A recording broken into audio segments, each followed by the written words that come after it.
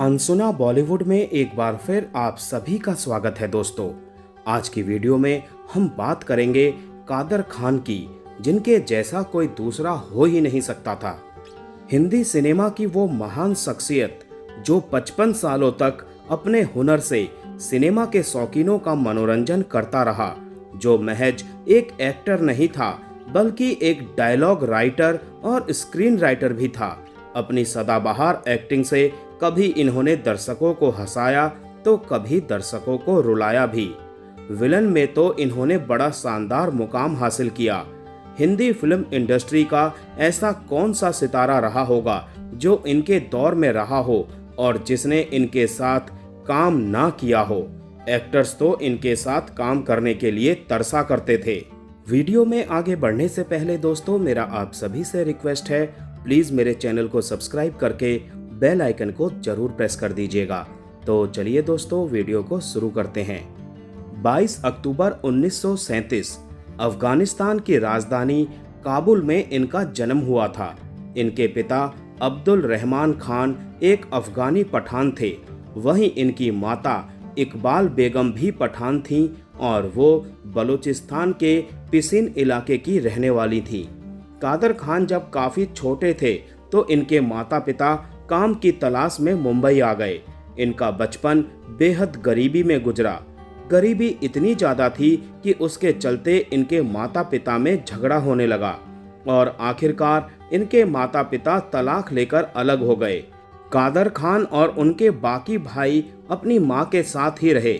इनकी मां दूसरों के घरों में काम करके किसी तरह अपने बच्चों का लालन पालन कर रही थी।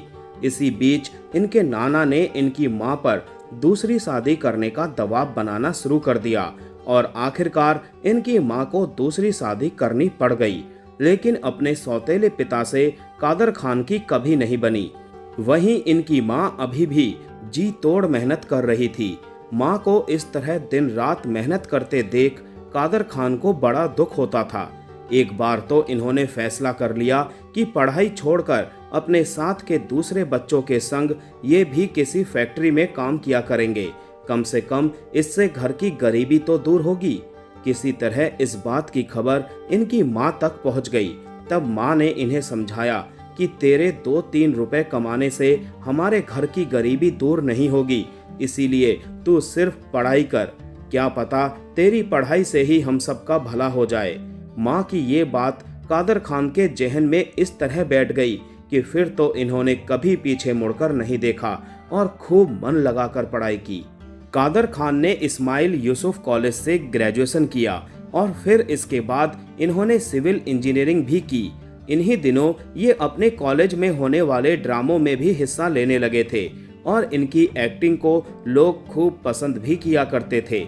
इंजीनियरिंग पूरी करने के बाद इन्होंने मुंबई के भायखला में मौजूद MH सब्बू कॉलेज में 1970 से 1975 तक बतौर सिविल इंजीनियर प्रोफेसर काम भी किया।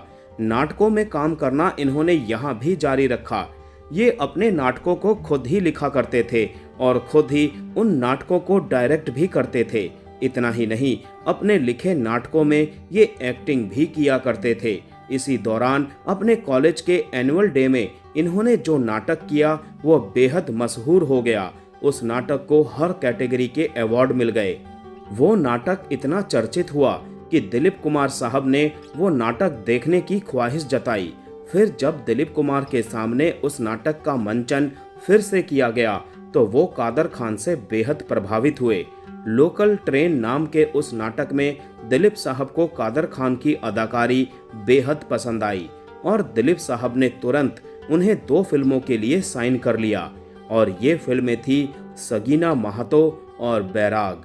हालांकि इनके कैरियर की पहली फिल्म रही फजल अल इस्लाम नाम की एक धार्मिक फिल्म, लेकिन इस फिल्म का कोई नाम नहीं हुआ। कादर खान ने कैरियर की पहली फिल्म मानी जाती है साल 1973 में रिलीज हुई दाग, जिसमें ये एक वकील की भूमिका में नजर आए थे। इसी दौरान कुछ ऐसा भी हुआ कि बॉलीवुड में बतौर लेखक भी इनका कैरियर शुरू हो गया।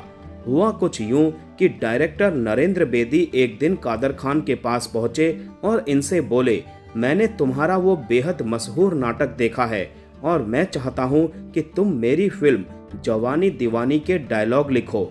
और इस तरह ये बॉलीवुड में राइटर भी बन गए। कहना चाहिए कि अमिताभ बच्चन को महानायक बनाने में इनके लिखे डायलॉग्स का बहुत बड़ा हाथ है। अमिताभ के पसंदीदा डायरेक्टर्स मनमोहन देसाई और प्रकाश मेहरा अपनी फिल्मों के लिए कादर खान से ही डायलॉग्स लिखवाया करते थे। अमिताभ की कई फिल्मों के डायलॉग्स इन्होंने लिखे। कादर खान ने फिल्मों में केवल डायलॉग्स ही नहीं लिखे, बल्कि कई फिल्मों के तो इन्होंने स्क्रीन प्लेज भी लिखे थे।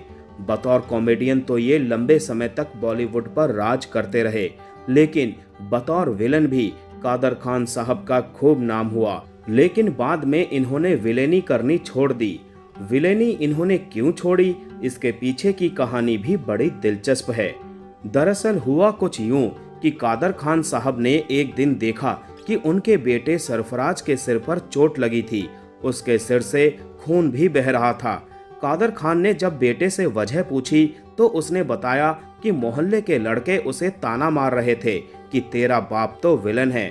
बस इसी बात पर झगड़ा हो गया और उसका सर फूट गया। बस तभी से उन्होंने फैसला कर लिया कि अब ये विलन नहीं बनेंगे। गोविंदा और कादर खान की कॉमिक केमिस्ट्री को भला कौन भुला सकता है। इस जोड़ी ने दर्शकों को कई फिल्मों में हंसाया। वहीं शक्ति कपूर और असरानी के साथ भी इन्होंने बड़ी मजेदार कॉमेडी की। अपनी फिल्मी कैरियर में इन्होंने 300 से भी ज्यादा फिल्मों में काम किया है। बात अगर कादर खान की निजी जिंदगी के बारे में करें तो इनके 3 बेटे थे, सरफराज खान, शाहनवाज खान और कुद्दुस खान। इनका बड़ा बेटा कुद्दुस खान कनाडा में रहता है और उसके पास वहीं की नागरिकता है। कहा जाता है कि कादर खान ने भी अपनी जिंदगी के आखिरी सालों में कनाडा की नागरिकता ले ली थी। हालांकि इस बात की कभी कोई पुष्टि नहीं हो सकी है।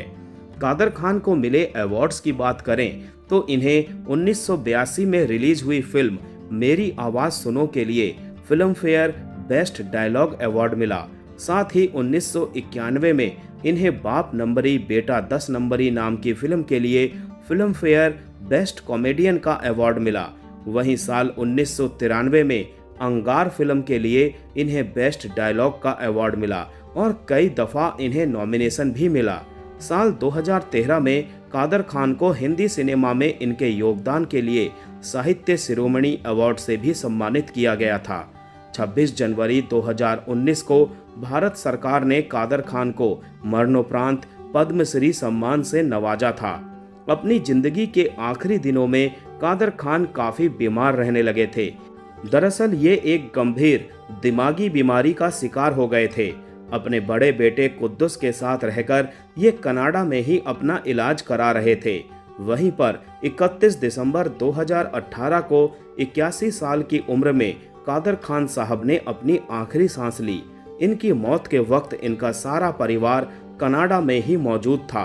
5 दशकों तक सिने प्रेमियों को हंसाने वाले कादर खान का इस तरह से जाना हर किसी का दिल दुखा गया। देश ही नहीं दुनिया भर के हिंदी सिनेमा के शौकीनों को कादर खान की मौत का कई दिनों तक अफसोस रहा। कादर खान ने कनाडा में अंतिम सांसें ली थी। वहीं पर उनका अंतिम संस्कार भी किया गया। कादर खान ने लंबे समय की बीमारी के बाद दम तोड़ा था। निधन से पहले वो कोमा में चले गए थे। कादर खान की बहू साहिस्ता उनके लिए अस्पताल में खाना ले जाती थी, क्योंकि उन्होंने अस्पताल का खाना खाने से मना कर दिया था। यही कादर खान के आखिरी शब्द थे। इसके बाद वो बोलने में असमर्थ हो गए थे। कुछ भी बात कहने के लिए सिर्फ आंखों से इशारा करते थे। कादर खान लंबे समय तक अस्पताल में रहे। कादर खान के निधन के बाद उनके एक दोस्त ने कहा था कि वो एक असली पठान थे। 5 दिन तक उन्होंने ना कुछ खाया और ना पानी पिया। इसके बावजूद वो 120 घंटे तक जिंदगी से जंग लड़ते रहे। ये हर किसी के बस की बात नहीं थी। उनके निधन से पूरे बॉलीवुड में गम का माहौल था। अमिताभ बच्चन, अर्जुन कपूर, नरेंद्र मोदी और राहुल गांधी तक ने उनको ट्वीट करके श्रद्धांजलि दी थी। डायरेक्टर फौजिया अरसी ने कादर खान को लेकर कुछ राज खोले थे। उन्होंने बताया था कि कादर खान को लगता था कि लोग उन्हें पूरी तरह से भूल चुके हैं। उन्हें कोई भी फोन नहीं करता और ना ही उनका हालचाल जानने की कोशिश करता। सिर्फ अमिताभ बच्चन ही उन्हें कॉल किया करते थे। कादर खान को इस बात का बहुत दुख था कि उन्होंने इंडस्ट्री के लिए इतना कुछ किया, लेकिन आज तक उन्हें पद्मश्री जैसे सम्मान का हकदार नहीं समझा गया। कादर खान ने अपने दिल के सारे गम फौजिया के साथ शेयर किए थे। हालांकि निधन के बाद उन्हें पद्मश्री अवार्ड से नवाजा गया, तब उनके बेटे सरफराज खान ने कहा था, बहुत देर कर दी। दोस्तों, आज का वीडियो यहीं समाप्त करते हैं। मिलते हैं नेक्स्ट वीडियो में। तब तक के लिए आप सभी को ta-ta bye bye, take care.